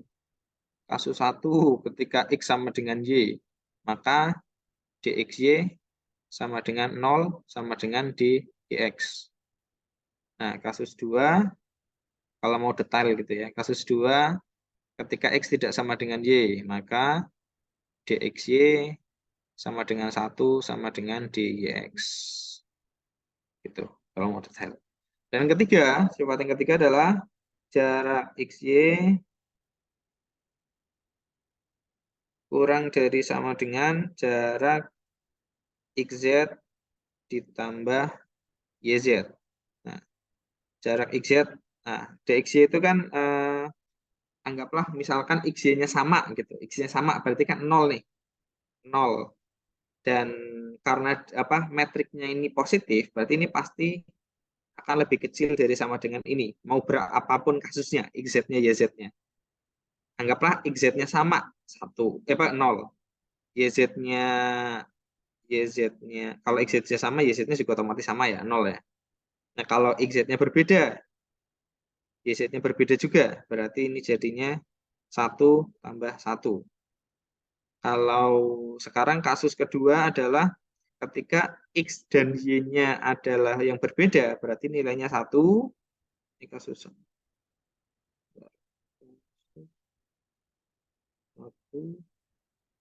kasus 2. Makanya dia akan lebih kecil dari, anggap apa, ini bisa 0, ini bisa 1. Atau ini bisa 1, ini bisa 1. Jadi pada akhirnya ini akan selalu DX akan selalu lebih kecil dari sama dengan DXZ ditambah DYZ. Jadi metrik diskrit ini memenuhi apa namanya sifat jarak atau sifat metrik yang tadi kita bahas. Jadi kalau kita mengatakan jaraknya berapa, 1 gitu ya nggak masalah. Kalau soalnya definisi jarak saya adalah yang ini Pak gitu misalnya. Nanti ditanya rumahmu dari kampus jaraknya berapa Pak? 1 gitu. Ya karena definisi jarak yang saya pakai yang ini Pak gitu kalau ditanya dosen. Ya itu untuk contoh metrik yang tidak biasa. Tinggal berikutnya ya sebenarnya biasa sih, sering dibahas nih kalau teman-teman membuka buku-buku analisis fungsional, mungkin analisis real biasanya dibahas nih, real di buku-buku kayak Street Charts atau di buku apa ya biasanya itu yang real lanjut biasanya dibahas di contoh-contoh yang aneh-aneh seperti ini.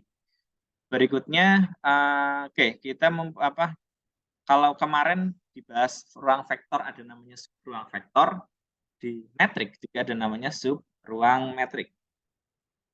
Nah, misalkan kita memiliki lingkaran L pada R. Jadi kita punya himpunan, ini R2 di sini. Nah, terus di R2 kita gambar sebuah lingkaran nih, bebas lah ukuran diameternya berapa gitu. Oke, di sini bisa gambar lingkaran nggak sih? Oh, bisa. Nah, ini ya anggaplah sempurna lingkarannya. Nah, ini kan lingkaran di pada bidang R2. Nah, berarti R2. Kemudian di R2 kita punya beberapa definisi metrik tadi yang ada L, ada taxicab, ada apa, Chebyshev, ada norm atau L atau mungkin istilahnya biasanya L1, L2, L infinite gitu. Kemudian pada lingkaran ini kita coba terapkan apa namanya? Berarti lingkaran ini kan berarti punya objek-objek nih di sini, misalkan ini apa ya? A, B gitu. Di sini mungkin A1, B1.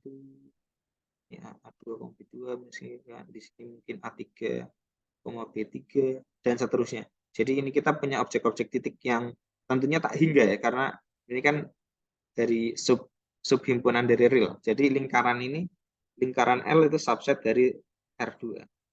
Nah, subset tahu ya, subhimpunan atau ya intinya himpunan bagian kalau istilah ininya bahasa Indonesianya. Nah, kita definisikan bukan definisikan, kita wariskan metrik yang berlaku pada R2.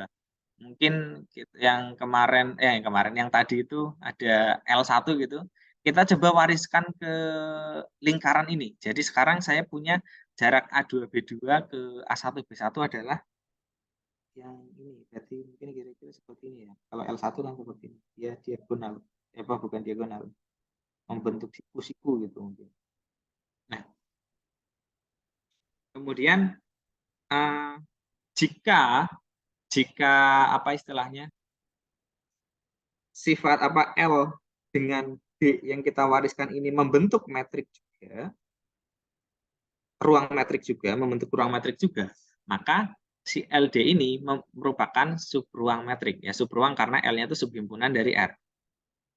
Tetapi misalkan kita gunakan R ini, kita kan juga bisa mendefinisikan jarak yang lain ya di dalam lingkaran ini. Misalkan saya punya, ini kalau saya hapus,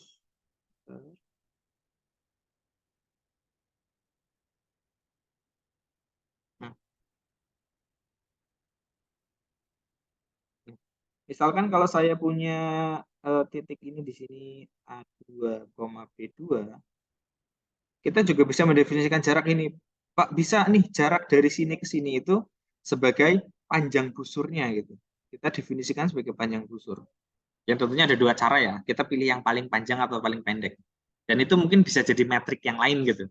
Jadi bisa jadi dua metrik. Metrik pertama mungkin nanti jarak dua titik yang paling panjang. Metrik pertama. Metrik kedua jarak dua titik yang paling pendek gitu. Atau apa namanya kita definisikan misalkan D1 sama dengan panjang apa ya? Panjang busur, rumusnya apa tuh panjang busur? Apa? Ya intinya gini aja, panjang busur dari dua titik yang terpanjang, yang paling pendek dulu, yang paling pendek. Nanti rumusnya itu ada di geometri ya, mencari panjang busur. Nah, oke. Kemudian D2-nya adalah panjang busur yang paling panjang. Berarti kita punya dua pemetaan yang mungkin itu adalah sebuah metrik. Nah, anggaplah misalkan kita sudah membuktikan kalau dia adalah sebuah metrik ya. Tapi berarti si L dengan D1 ini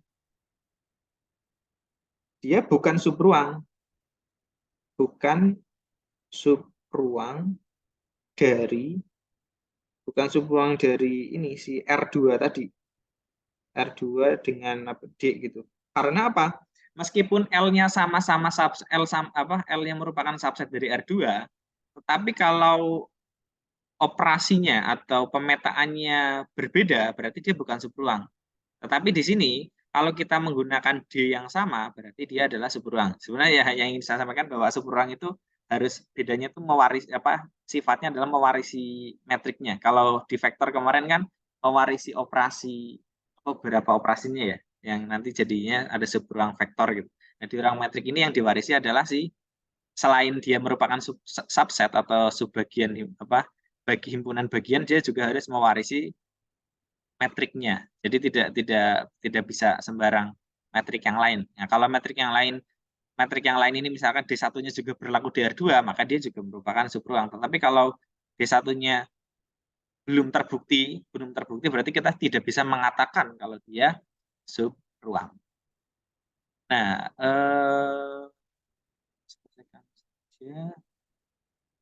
satu lagi. Oke. Wah, saya lupa membuat animasinya. Jadi langsung muncul semua. Nah, sekarang mungkin sedikit intermezzo dulu gitu. Jadi misalkan kita punya bidang R2 gitu kan, grid gini anggaplah ini 1 kali 1 gitu. Nah, terus kita membuktikan L1, L2 gitu sampai berarti kalau kita udah bisa membuktikan L1, L2 biasanya LP juga. P-nya itu ya bisa L3, L4, L5 dan seterusnya juga merupakan metrik. Itu tapi tetap perlu dibuktikan. Nah, mungkin agak cukup panjang tadi salah satunya dengan Minkowski. Nah, sekarang kalau misalkan kita jaraknya menggunakan L di sini misalkan L2 gitu kan. Berarti kan lingkaran itu kan dulu apa? Lingkaran adalah jarak sebuah kumpulan titik-titik yang mempunyai jarak yang sama ke suatu titik tertentu, yaitu di titik pusat ini. Jadi ini lingkaran gitu kan. Berarti kan jarak ke sini sama dengan jarak ke sini juga sama.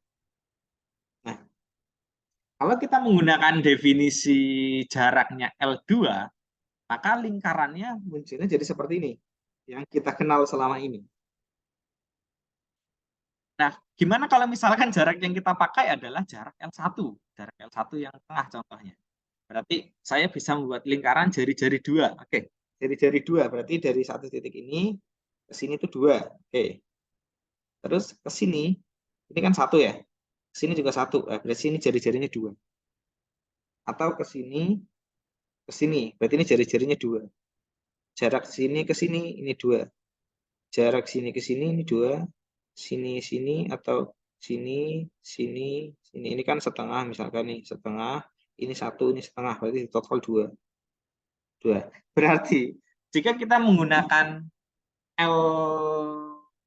jarak L1, lingkaran yang muncul pada R2 adalah bentuknya seperti ini. Ini apa? Bujur sangkar ya, atau persegi persegi. Yang membedakan bujur atau persegi itu apa sih? Saya kurang. Yang geometri lebih paham. Jadi lingkaran yang muncul jika menggunakan L1 adalah seperti ini. Jadi lingkaran sebenarnya tidak lagi lingkaran. Atau menggunakan L tak hingga misalkan nih. Nah, jadi jari-jarinya 2. Oke, jari-jarinya 2 berarti kan 1, 2. Ke sini juga 1, karena satu kotak ini, karena kalau yang jarak ini 2. Berarti 2 di sini. Jarak ke atas 1, 2 berarti di sini. 1, 2 di sini. 1, 2, 1, 2. Berarti kalau dengan L tak hingga atau L infinite, lingkaran pada R2, jika jarak yang kita pakai adalah definisi jaraknya seperti ini, maka lingkaran yang muncul adalah bentuknya seperti ini, persis persegi.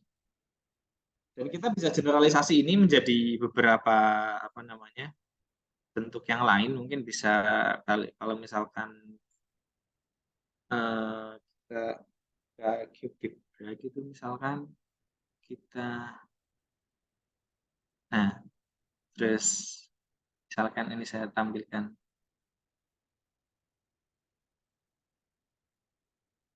Nah ini GeoGebra. Oke, ini yang tadi ya, kita sembunyikan dulu.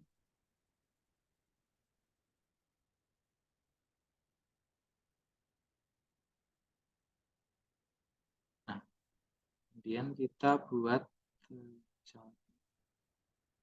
peluncuran. Nah,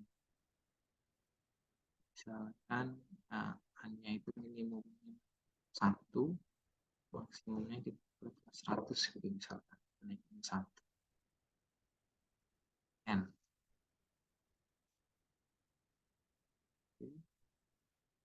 Terus kita definisikan nih, kalau lingkaran kan dulu lingkaran jari-jari 1 kan ini x pangkat 2 gitu ya, tapi kita gunakan pangkat n tambah y pangkat n sama dengan 1, jari-jari 1. Oh, nggak bisa.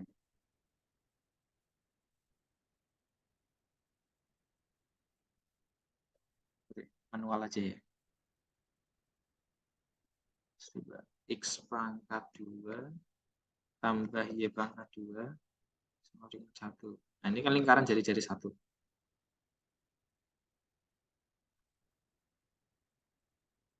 Kalau dia x pangkat 1,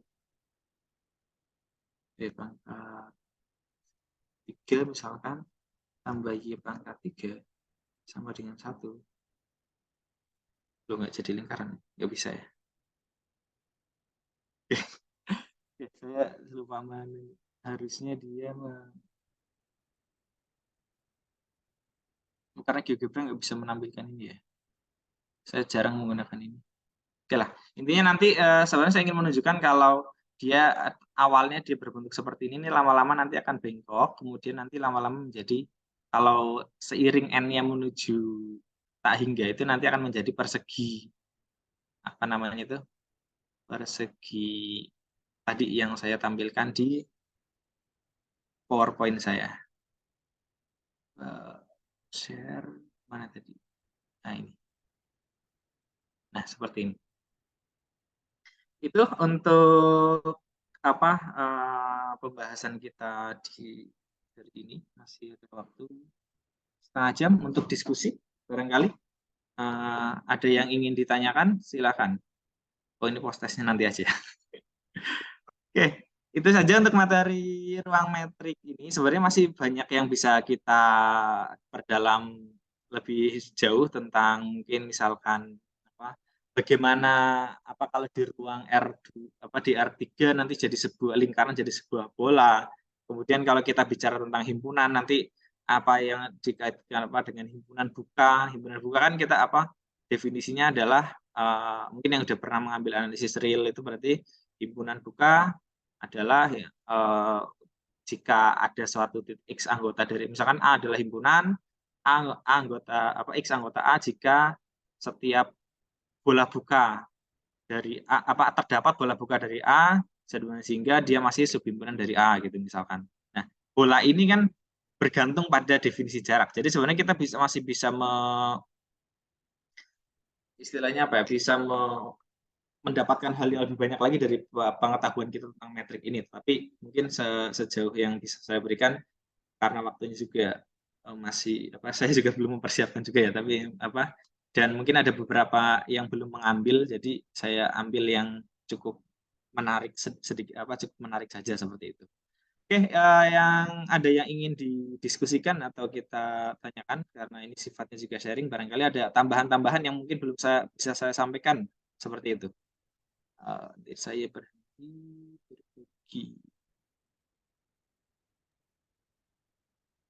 Oke.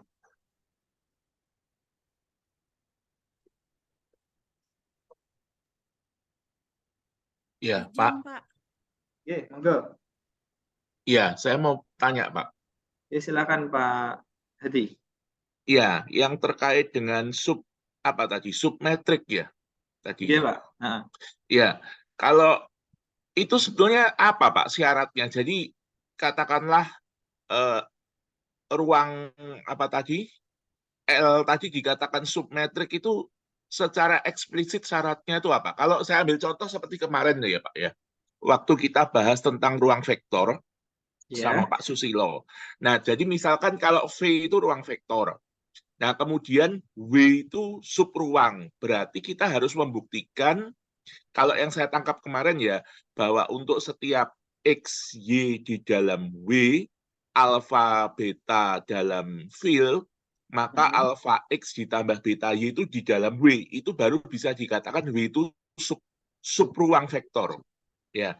Nah, kalau ini tadi untuk subruang metrik itu syaratnya apa, Pak, berarti? Oke. Gini, Pak, berarti sebenarnya sepenangkapan saya selama belajar itu bahwa kita bisa mengatakan dia subruang metrik pertama ketika memang himpunannya dia subhimpunan ya. Jadi kalau kita punya ruang metrik R, saya skip dulu ya, Pak. Misalkan kita mempunyai suatu himpunan Rn misalkan lah. Jadi Rn. Nah, si Rn ini kan kita punya kita bisa definisikan sebuah subhimpunan misalkan L lingkaran tadi. Lingkaran itu kan subset dari si R2 gitu. Nah, kita mengatakan kita bisa mempunyai misalkan R2 di metrik bersama dengan operasi L1 lah misalkan ya. Nah, kita bisa mengatakan L dengan L1 itu subruang metrik ketika memang operasi metriknya sama. Tetapi kalau lingkaran kemudian kita definisikan metriknya tadi misalkan tadi yang panjang busur gitu misalkan kita definisikan D1, maka dia bukan subruang metrik. Meskipun L-nya adalah subset. Seperti itu, Pak. Berarti cukup kita tunjukkan L itu subset dari R2. L subset R2 dan L1 L1-nya memenuhi juga berlaku sifat-sifat di L. metrik pada L gitu ya. Ya, L1-nya juga berlaku di L. Karena kalau misalkan dia subset tapi ini tidak berlaku di L ya kita tidak bisa mengatakan kalau dia ruang metrik gitu, Pak. Oh iya oke. Makasih, Pak. Tadi Bu Rium, monggo silakan ada yang ditanyakan. Ya, baik Pak, terima kasih buat waktunya. Pak, tadi yang terakhir tadi ya, itu kan Bapak sampaikan tentang gambar L2, L1, dan L infinite. Hanya Pak, pendefinisian L1, L2, dan L infinite tadi saya mencatat, jadi saya cek sepertinya belum didefinisikan ya Pak, karena semua pendefinisiannya menggunakan D. Mungkin Pak bisa diulang lagi kah? Oke. Terima kasih Bu Rio. Mungkin saya kurang bagus mendefinisikan menuliskan di ini ya. Jadi tadi kan kita sudah di awal pertemuan ya untuk L1 itu misalkan jadi tergantung ini ya Bu, tergantung himpunan mana yang kita tinjau. Jadi L1-nya di himpunan Rn, L1-nya di himpunan R2 atau L1-nya di himpunan fungsi nanti akan berbeda. Nah, anggaplah kita sekarang yang kita tinjau adalah di R2, karena tadi yang di slide terakhir itu contohnya di R2, maka di definisi L1-nya adalah R2 berarti kan anggotanya adalah dua tapel ini ya, bilangan real X1, X2 gitu. Nah, L1 X, Y berarti kita bisa tuliskan sebagai mutlak dari X1 min Y1 ditambah X2 min Y2. Ini ketika R2. Dan nanti kita akan dengan cara yang sama kalau Rn berarti tambahkan sampai Xn min Yn gitu, seperti itu. Coba ini karena R2 seperti ini. Nah, kemudian L2 adalah XY sama dengan mutlak X1, sebenarnya mutlak cuma karena dia kuadrat jadi tidak sama saja ya. Jadi kayak X1 min Y1 kuadrat ditambah X2 min Y2 kuadrat kemudian di akar. Nah, kemudian di L infinite atau nanti mungkin ada biasanya LP dulu. Biasanya XY sama dengan X1 min Y1 pangkat P ditambah X2 min Y2 pangkat P per P. Jadi ini P-nya ya boleh 3, 4, dan seterusnya. Jadi pada akhirnya setelah kita tahu kalau X1, X2 itu metrik, L1, L2 metrik, pada akhirnya nanti L3, L4, dan seterusnya nanti metrik. Tapi pembuktiannya agak cukup kompleks, tadi melibatkan ketaksamaan Minkowski itu tadi, lalu menjadi. Nah, kemudian yang terakhir ada L infinite itu, X, Y-nya adalah maksimum dari X1 min Y1 atau X2 min Y2. Nah, jadi mana yang paling besar di antara ini nanti itu yang jadi nilai dari L infinite itu. Maksimumnya. Seperti itu Bu Rio? Ya, terima kasih Pak. Ya, oke. Ada yang lain?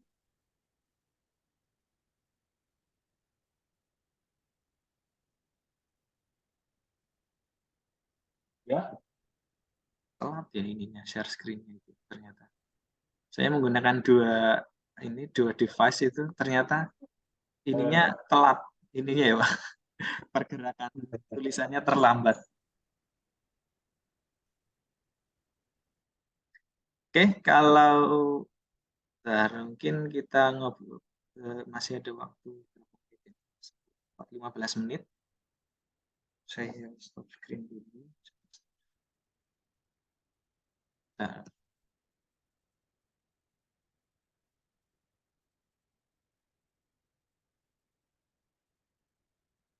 oke, ada yang ingin disampaikan lagi?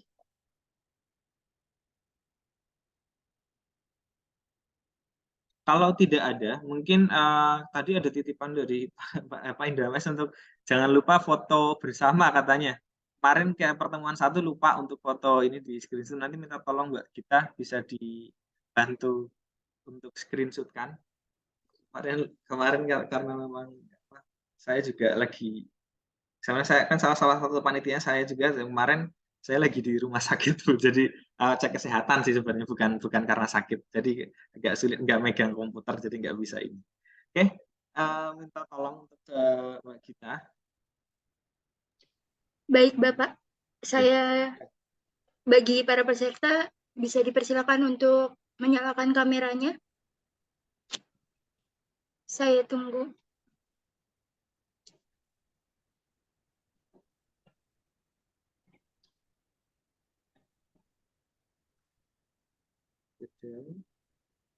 Baik, saya mulai screenshot dari sekarang ya. Ada 2 halaman, jadi untuk halaman pertama dulu. 1, 2, 3.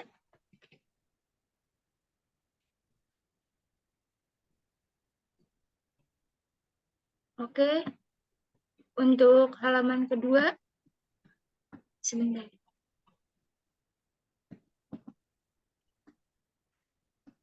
Untuk halaman kedua, bersiap-siap. 1, 2, 3. Oke, sudah, Bapak. Oke, mungkin untuk terakhir minta tolong untuk ada post-test sedikit untuk. Jadi kalau kemarin Pak Susilo ada post-test juga, sekarang saya juga ada post-test juga. Karena untuk konsepnya kita model apa agar tidak ada UTS UAS, jadi evaluasinya per pertemuan saja gitu kemarin kesepakatannya. Monggo silakan bisa diklik atau di scan atau di linknya ini nggak bisa diklik ya. s.id/ruang metrik nanti pengerjaannya ya bebaslah sampai dia sampai jam 00 juga nggak masalah kalau memang belum sempat gitu. Hanya untuk evaluasi ini untuk ditampilkan di sertifikat juga penilaiannya. Oke, terima kasih Faizi sudah dituliskan di kolom chat.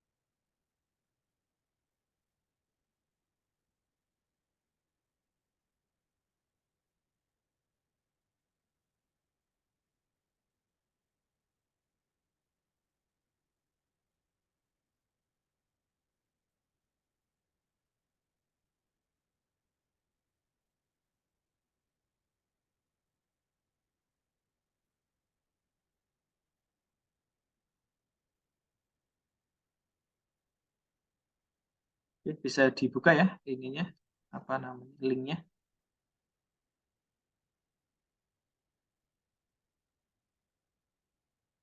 Nggak ada, tapi nggak ada pretestnya ini. Pretestnya tadi saya lupa buat pretest.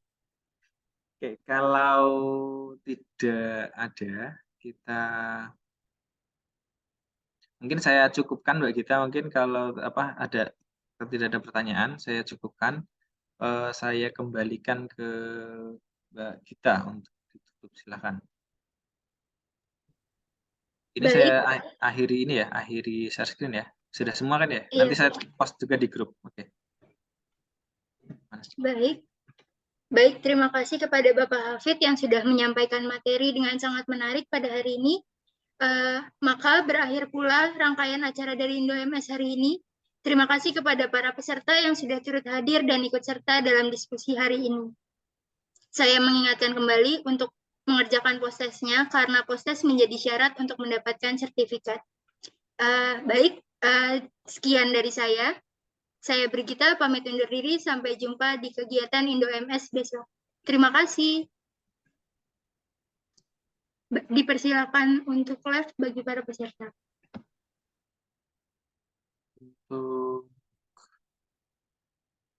Untuk panitia tolong stay dulu ya sebentar ya. Yang peserta mungkin silakan. Uang panitia stay dulu.